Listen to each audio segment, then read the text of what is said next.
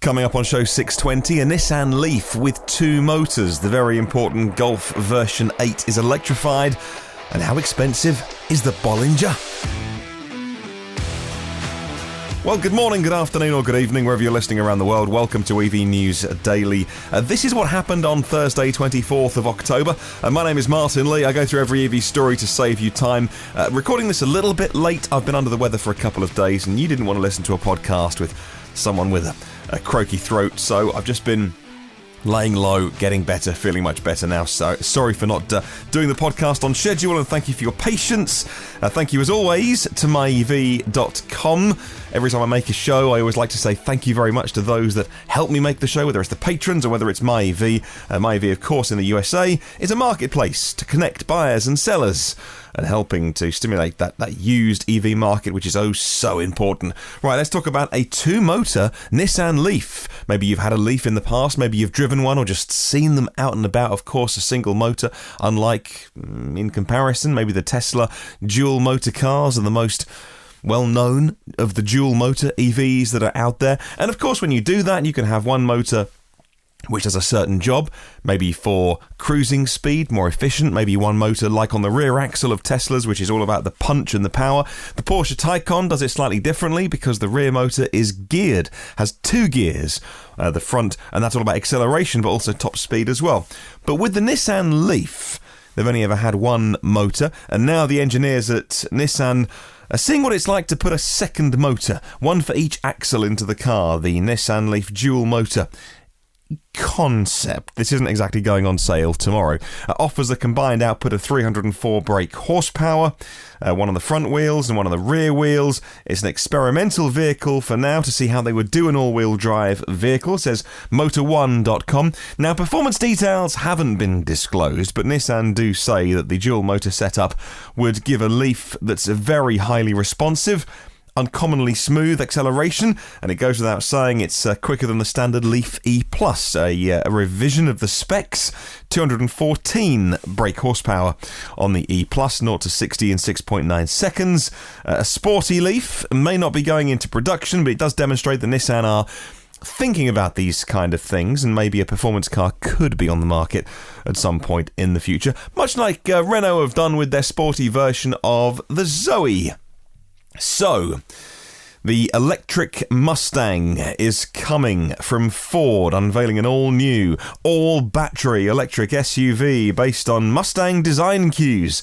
A teaser line drawing has been released so far. It's all we've seen, and it shows a Mustang-style triple-bar taillights and some Mustangish character. But one thing is yet to be decided, says Jalopnik, the name. So what should it be called? It used to be called the Mach 1, then it was called the Mach E. That seems to be the current forerunner, but that's not set in stone either. So what do you think Ford's first SUV electric car should be called? Something with Mach in the title, or maybe something else? We'll wait and see. So the new Golf is an incredibly important car. Important for Volkswagen, important for the buyers of the car as well, because any new Golf is obviously going to be a massive, massive seller. Now, I had the Golf, I think Mark 5, and I had a Golf Mark 6. Yeah, didn't have Mark 7, which is the current one on sale. Mark 8 is the new one on September 22nd. A month ago, we first heard that the e-Golf would be no more. Not really surprising. There is the ID3, which is the same size and similar shape and similar weight, but just don't call it a Golf. It's the ID3. The 8th generation Golf, though, is now being revealed. There won't be a full electric version of that, you won't be surprised to hear, but there will be versions with plugs on. A new plug-in hybrid, PHEV, and a GTE. That was the intel that Autocar had on the matter, and it proved to be accurate. The new vehicle has just been presented. It's got a 13 kilowatt-hour lithium-ion battery pack, and that's pretty big actually for a plug-in hybrid. It means you're going to get 37 miles of range in all-electric power. And actually, around town, sensible driving, bit of regen, 37 miles gets you, I was going to say a long way. That's a really obvious thing to say. it allows you to do all the things that you want to do on electric power only. Says inside EVs, the GTE, which I think is a nice powertrain if you're not ready for full electric yet. The GTE, which you get in the Golf and the Passat, it's nice. You can choose which mode of driving you want, or you can stomp on the loud pedal and you get all of the power available instantly. That's got 241 brake horsepower. There's an efficiency version of it as well.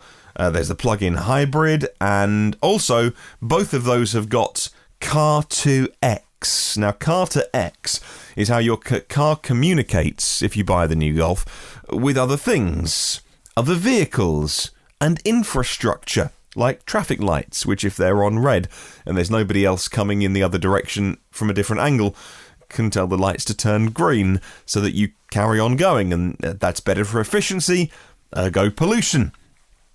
It also means that your car, if it's feeling bored and lonely, can talk to other cars. It's nice, has a chat with them. The Green Car Congress website says the new Golf is going to be the first Volkswagen available with 5 hybrid drives. 48-volt technology is debuting with Volkswagen, a 48-volt belt starter generator, a 48-volt lithium-ion battery, and efficient TSI engines means that the new mild hybrid of the car will be more efficient than ever before. Fuel consumption cut by 10% because of mild hybridization. But of course, we prefer cars that have plug sockets, right? And as Electrified points out, Volkswagen is making a clear distinction between the new Golf and the ID.3, which is built on an entirely different platform, the MEB platform. Not only that, the nomenclature is changing. Plug-in hybrids aren't called plug-in hybrids, they're called e-hybrids. So if you want the Golf 8th generation that has got a plug socket on, you need to go to the dealer and ask for an e-hybrid. Well, there's 2 versions of that. Of course, the battery, as long as it has a plug socket, can be recharged when you're at home. 13 kilowatt hour battery. And because it's a parallel hybrid, the electric motor sits between the 4-cylinder engine and the 6-speed DSG gearbox. So it can behave in lots of clever ways. Moving on. And the Honda, which got its unfair share actually, of headlines, the Honda E was narrowly going to be going to the USA. It's not, but it almost was in their distribution plans for the new urban electric car. The project manager of the car has revealed, and if attitudes in the US change, Honda's plans might change as well. The US was indeed included in the beginning to be getting the Honda Urban E, but it's not at the moment. According to Green Car Reports, 3 years ago it all changed because the higher-ups at Honda feared there'd be no demand for what was a small, urban, electric runaround in the USA. Maybe the head office at Honda thought that everybody in the US just drives massive pickup trucks all the time. If you go to any big, urban, modern city in the US, you can see exactly why a small city runaround in electric power would be absolutely perfect. However, Honda has been monitoring the situation. They say that they were overwhelmed with the positive reception in the USA, surprisingly positive from the US media, and they've now been teasing the possibility they could rethink their strategy, and you could well get that car in the US. In Europe, the Seat, the Spanish bit of VW, Seat's M-I-I electric car has been priced less than £20,000. The car's now available to order, by the way. The fully electric city car is the first chapter in Seat's electrification programme. £19,300, including the free government money already taken off that, makes it one of the most affordable EVs on the market. Very tempting finance offers if you go for that kind of thing. For about £200 a month, you can have one in your driveway, but you will be paying almost 7% interest rate on that. 36.8 kilowatt hour lithium-ion battery pack does mean that it'll do 161 miles of range on WLTP, rapid charging at 40 kilowatts. But if you're going to be spending £20,000, well, maybe you then want to take a step back and say, well, I better compare the Peugeot E208 and my personal favourite, because I drive one, and that would be the Renault Zoe, but the new one, ZE50, 51 kilowatt hour battery. Or is it 52? I forget. 50, low 50 something. And lots of tech. Great app that's being redesigned. I think the app is now launched in some European countries. I think the app is live in Italy now as of this week. Haven't got it in the UK App Store on my iPhone. And goodness me, does the Renault Zoe need a brand new app. Right, final story today, if my voice will hold out at the end of this cold. Prices for the all-electric SUV and pickup truck from Bollinger have been announced, and from a cheap city car that I was just talking about in Europe to a very expensive off-roader in the USA. $125,000 is the price. You get a Class C truck. The battery is 125 kilowatt hours. That's chunky. That's sizable. Nice. Range of 200 miles. That's 321 kilometers, according to Steve Hanley at Clean Technica. Dual motors in both Bollinger cars, or trucks, I should say, the truck and the SUV. Dual motors, 614 horsepower. There are AC outlets on these things, 110 volt AC outlets. You can get 240 volt ones as well as an upgrade. According to Autoblog, you can charge the car to 100% in about 10 hours on a level 2 charger. 15 inches of ground clearance means this is designed for some solid work. Self-leveling hydro-pneumatic suspension. You can adjust the ride height. The front and rear diffs can be locked electronically. A 2-speed gearbox offers off-road grunt and highway cruising. Bollinger is not for everybody. It'll be an acquired taste, and not for every budget either. That's expensive. But they're building a fabulous workhorse of an EV, but don't call it a workhorse. That's a different thing. Let's move on. Question of the week. This week, we'll read out your answers on Sunday's show, set by one of your fellow listeners, Chris.